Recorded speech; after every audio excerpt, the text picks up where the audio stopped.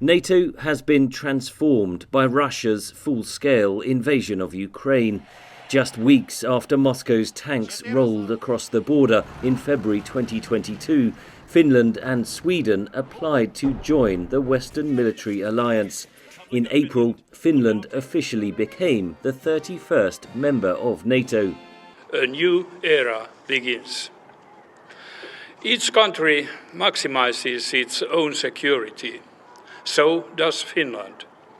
NATO membership strengthens our international position and room for maneuver.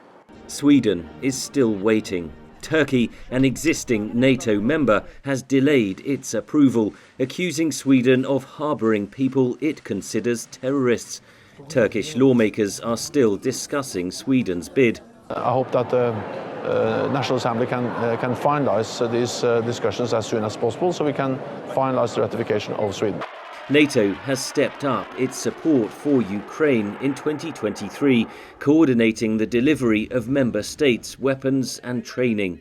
At its July annual summit in Vilnius, the alliance reaffirmed its position that Ukraine will become a member of NATO and simplified the path to its accession.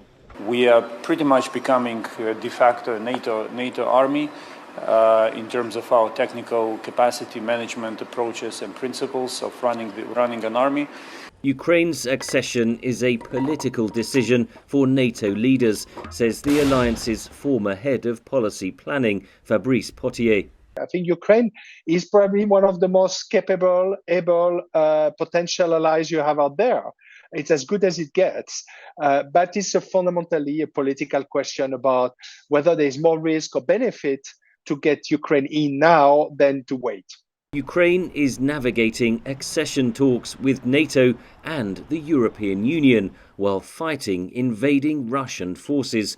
Some NATO members argue Ukraine's accession must wait until the war ends, but that could prolong the fighting, argues Potier. If you say that, Vladimir Putin will have yet another incentive to keep on going and to keep hostility, the level of hostility sufficiently high so that there won't be that threshold crossed by Ukraine into NATO. Such is the predicament for NATO, as the path toward Ukraine's membership remains highly uncertain. Henry Ridgwell, VOA News, London.